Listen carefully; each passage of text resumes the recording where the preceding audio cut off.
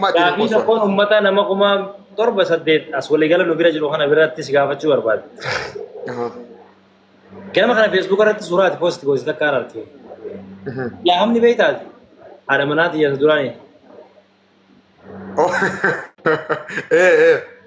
Maaliif footi postoo jechuun maaliif namni kan inni barbaadee ati posti goote maaliif barbaade?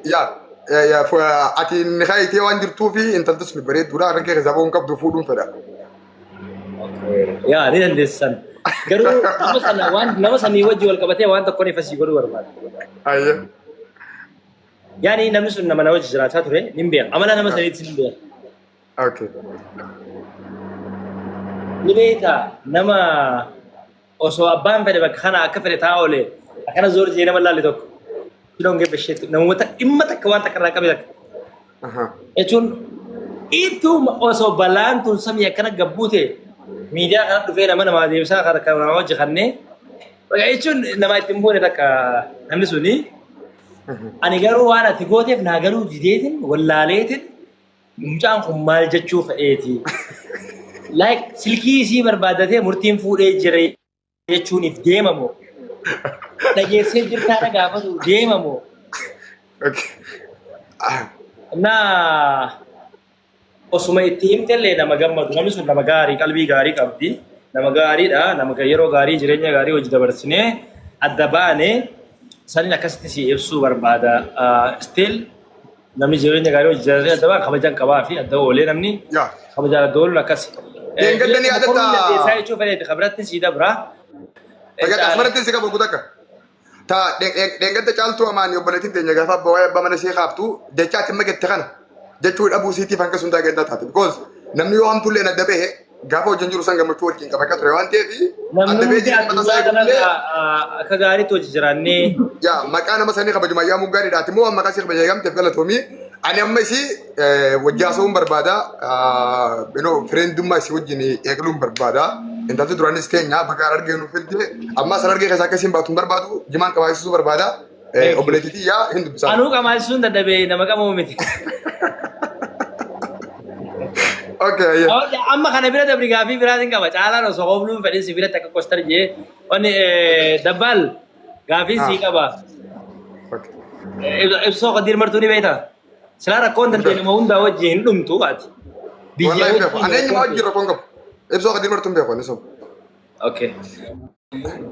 Hin beeku gaafaa siin jiru garuu isaa wajjin saahibummaan qabu fooloo baakii walirraa hin qabnu waliin dubbisu.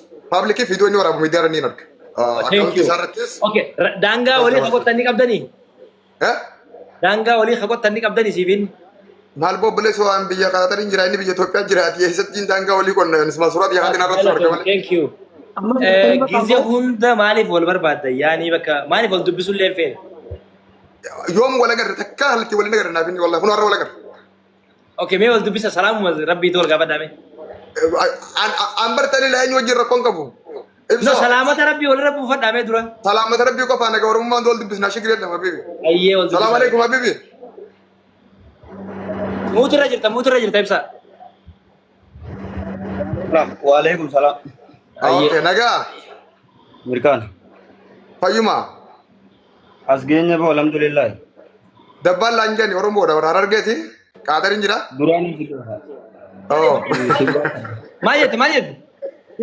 Duraan ini sabi kagawaa kadwani nama wakka tumbe ko fayyaa ta'e nama be ko maal gaan be ko ja ya okay eegana be tegala tomi ani TikTok isin qaba Facebook illee hin qaba oromoodhaaf hoggaa shirin dichi galatti hidhame sababa siyaasa oromootii fi amma sulliin keessa siyaasa waadu walitti oromoo fi miti nama oromoo fi miti nama wasana ibsos sagalee dhagootu jiru billaalee ko maal jettu nama wasanarra wal dhaban nama dachiirra wal lolanii hidhame malee oromoo fi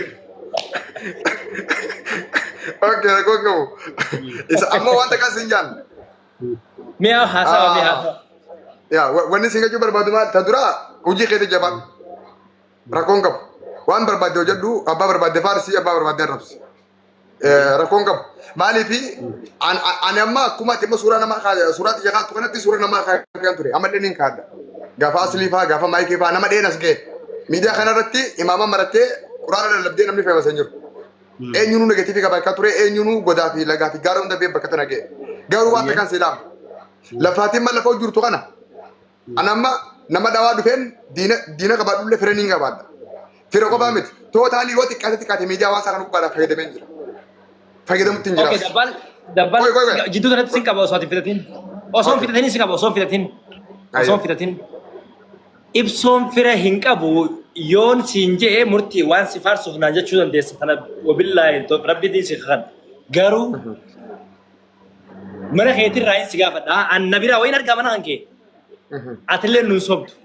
Namni qomni takka yoo si bira jiraate, qomni lama yoo si bira jiraate, namni jiru sun hundi ni jaallate. Ibsoon jaalattanii jii gaafadhume.